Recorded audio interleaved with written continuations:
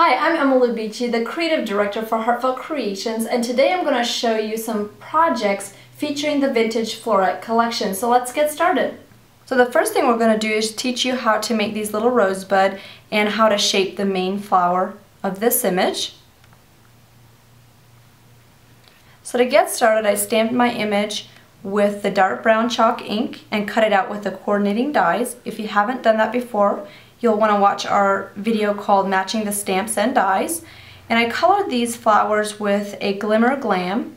It really reminds me of a fingernail polish. It kind of applies like that. But you can color this very quickly. It adds a little bit of shimmer. And you don't have to spend a lot of time coloring your image. With the Glimmer Glam, it dries very quickly as well. If you have multiple colors, you can blend colors too. This one I'm just using a light vintage pink. So we'll do all of these petals. If you get a little bit too much on, you can always wipe that off on an excess piece of paper or even with your fingers. So we'll just finish this petal.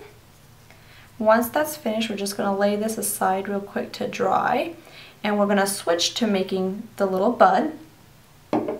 When you make the bud for this flower, you'll want to flip the stamp side face down, and you'll use 2 glue dots with this small flower. The main importance with this is you want to make sure that you don't get your fingers stuck to the glue dots, otherwise it's a fairly simple process.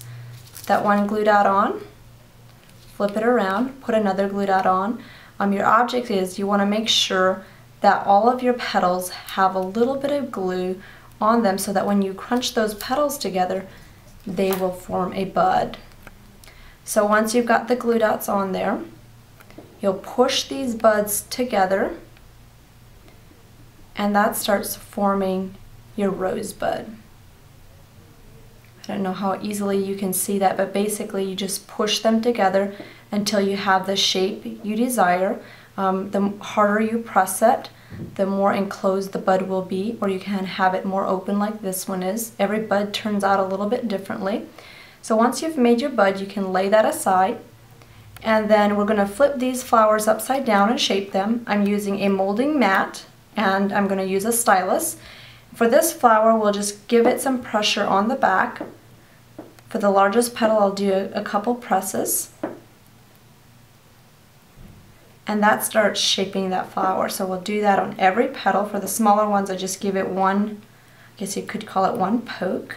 We'll do that on each petal. Once it's done on that side, we'll flip these around, and then I'll press them down in the middle, and that starts making those petals have an outward view. So we'll put that together, and then you can add some glue in the center and offset those petals to stack this flower.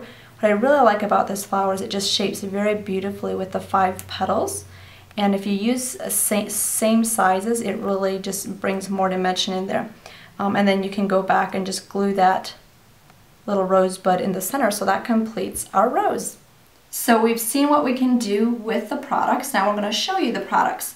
This is the Vintage Floret paper pack.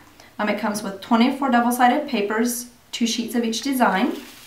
And the first page, we've got the florets with the truck. All of our backgrounds are very neutral, so you can use it with anything. This one, we have a fancy door with the vintage florets.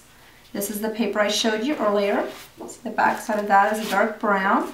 We've got a really fancy decorative window on this one. It's a dark brown background. Got some pink neutral colors. I love the shabby chic look of this paper, and this is the background on this one. This has a spray of vintage florets all the way around the edges. And then this one has the pot with the vintage florets, and this is the background. Who doesn't like pink? I use pink on everything. And then we've got our border background. Then we finish it off with the journaling blocks and some sayings. So these are really fun. Now we're going to switch to the stamps and the dies. This is the Vintage Floret die. There are 7 flowers in this set. And then we have the open Vintage Floret stamp set. This is the bold Vintage Floret set. And then these are the mini Vintage Floret. This is the Vintage Floret bouquet. And then we have the bold Vintage Floret background. This is the one that I used for the background in the cards that I was showing. Thank you for watching this video. You can visit us at our website, heartfeltcreations.us, for many more samples with the Vintage Floret Collection, or you can follow us on Facebook or visit our blog. Until next time, have a great time stamping and scrapbooking.